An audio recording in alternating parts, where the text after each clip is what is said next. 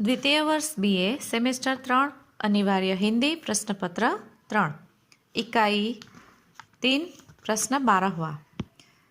जगदीश चंद्र माथुर का व्यक्तित्व एवं कृतित्व को स्पष्ट कीजिए, अथवा जगदीश चंद्र माथुर का परिचय देते हुए स्पष्ट कीजिए कि वह एक सफल एकांकीकार है। उत्तर: एकांकी साहित्य क्षेत्र में डॉक्टर जगदीश चंद्र माथुर का योगदान सराहनीय है। डॉक्टर माथुर का जन्म 16 जुलाई 1917 को उत्तर प्रदेश के खर्जा के पास एक गांव में हुआ था। कहा जाता है कि किशोर अवस्था तक पहुंचते पहुंचते आपने 2 विश्व युद्ध की मार को झेला था। दो विश्व युद्धों के भयंकर अनुभव उनके भीतर एक कदर समा गए कि उनकी कृतियों में युद्ध का प्रसंग गौण या प्रधान विषय के रूप में प्रस्तुत होता रहा है। सन 1936 में डॉक्टर माथुर जी ने प्रयाग विश्वविद्यालय से प्रथम श्रेणी में MA की परीक्षा पास की। सन 1941 में इंडियन सिविल सर्विस की परीक्षा उत्तीर्ण करके वे बिहार में शिक्षा सचिव बन गए। सन 1955 से सन 1962 तक वे आकाशवाणी के महानिर्देशक और उसके उपरांत कृषि मंत्रालय में अतिरिक्त सचिव बन गए। आपने हिंदी सलाहकार के रूप में भी अपनी अमूल्य सेवाएं प्रदान की है। डॉक्टर माथुर जी को बचपन से ही अभिनय के क्षेत्र में रुचि थी। स्कूली अवस्था में ही आपने अभिनय करना शुरू कर दिया था। बाल सखा, शिवाजी, प्रयागक सेवा आदि एकांकियों में आपने अभिनय किया हुआ है। तत्कालीन एकांकियों में परिपक्वता का अभाव था, परंतु इनमें आधुनिक पाश्चात्य शैली की झलक अवश्य मिलती है। सन 1962-63 में डॉक्टर माथुर जी उत्तर बिहार के तिरहुत प्रमंडल के कमिश्नर नियुक्त हुए। सन 1963-64 में आपने 1 साल के लिए हार्वर्ड विश्वविद्यालय में विजिटिंग फेलो के रूप में भी काम किया हुआ है। सन 1971 से सन 1973 में दिल्ली में कृषि मंत्रालय में इन्होंने हिंदी सलाहकार के रूप में कार्य किया।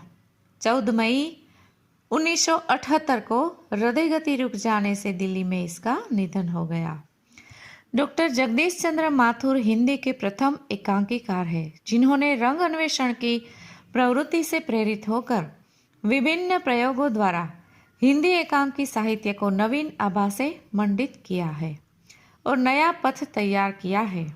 अध्ययन काल से ही उनका लेखन प्रारंभ होता है। बचपन से ही उनकी रुचि अभिनय की ओर थी।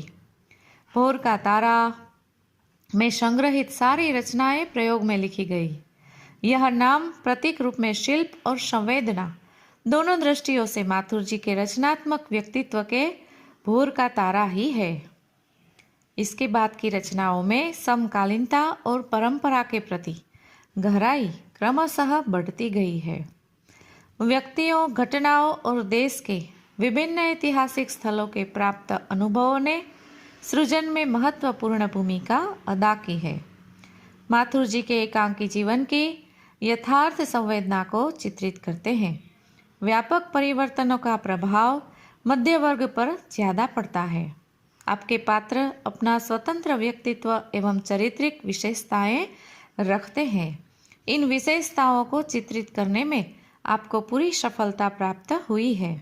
आपकी शैली मंजी हुई है। एकांकी के कथोपकथन सुगठित एवं सजीव है। कथोपकथन के माध्यम से आप पात्रों की मानसिकता को बखूबी व्यक्त करते हैं। कथोपकथन वातावरण के अनुकूल होते हैं। बाहर का तारा एवं ओ मेरे सपने आपके प्रसिद्ध एकांकी है।